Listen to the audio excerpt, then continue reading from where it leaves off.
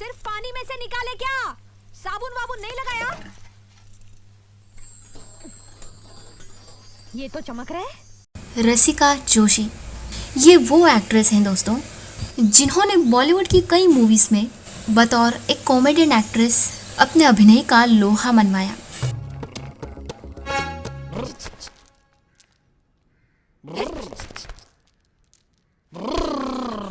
दोस्तों शायद ही इन्हें कोई नाम से ना जानता हो, लेकिन शायद उनका चेहरा देखने के बाद उनकी कई सारी मूवीज याद आ जाएंगी आपको।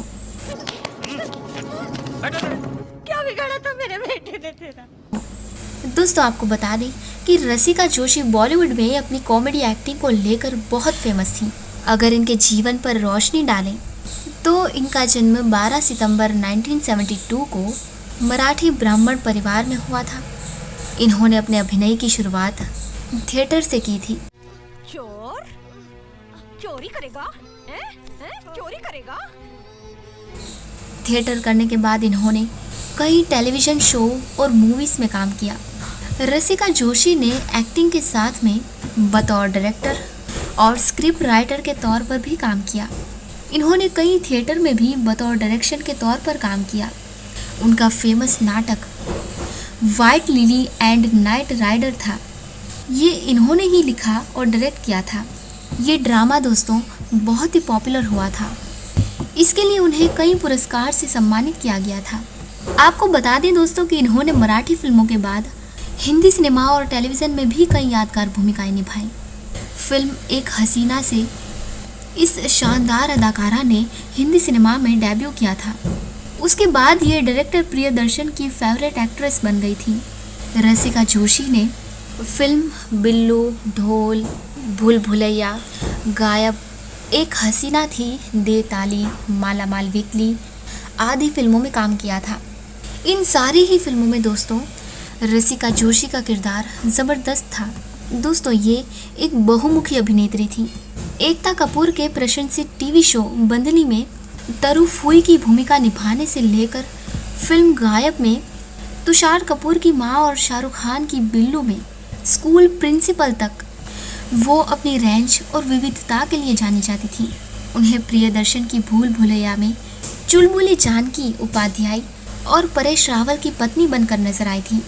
आरजीवी के साथ इनकी सबसे हालिया भूमिका विवादास्पद it's not a love story थी, जिसमें उन्होंने नीरज ग्रोवर की मां की भूमिका निभाई थी।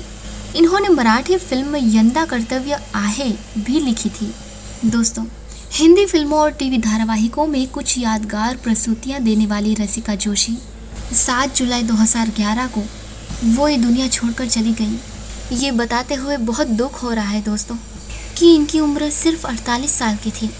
इनकी डेथ के बाद राम गोपाल वर्मा ने कहा था कि वो एक असाधारण अभिनेत्री थी और ये दुख की बात है कि हिंदी सिनेमा उनकी पूरी क्षमता का उपयोग नहीं कर पाया।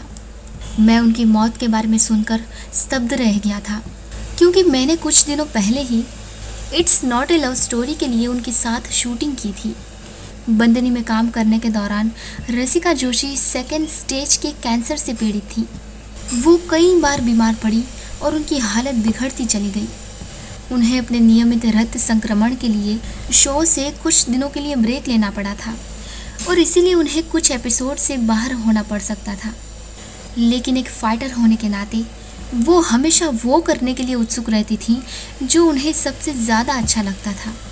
एकता कपूर ने भी इनके बारे में कहा था दोस्तों कि मैंने उनके लिए प्रार्थना की, लेकिन भगवान के पास कभी कभी कुछ और ही होता है। मुझे पहली 2 मुलाकातों में ही वो पसंद आ गई थी। मेरा उनसे तुरंत जुड़ाव हो गया था। वो बहुत जिंदा दिल और जानकार व्यक्ति थी। मैं उन्हें बेहद मिस करूँगी। गायब और डरना ज़रूरी है के निर्देशक प्रवाल रमन ने भी कहा था कि ये बहुत दुखद है। वो एक बेहतरीन अभिनेत्री थी। जिस तरह से उन्होंने अपने किरदारों को सहजता से निभाया, उसके लिए मैं वास्तव में उनकी प्रशंसक थी। मुझे उनके साथ गायब में काम करने का सौभाग्य मिला, एक ऐसी भूमिका जिसके लिए उन्हें प्रमुखता से सराहना मिली। ये हम सभी के लिए नुकसान है। हम संपर्क में थे और फिर से एक साथ काम करना चाहते थे। दुर्भाग्य से बहादुर अभिनेत्री कैंसर से अपनी लड़ाई हार गई। दोस्तों मैं आपको बता दूं कि इन्होंने 2006 में आई फिल्म भूत अंकल में श्याम की मामी की भूमिका का किरदार निभाया था। कमीनी औरत है, इतने से छोटे बच्चे पे जुल्म ढा रही है। वही जिंदगी वही मरहले वही कारवां वही रास्ते, वही जिंदगी वही मरहले वही कारवां वही रास्ते, मगर अपने अपने मकाम पर कभी तुम नहीं कभी हम नहीं।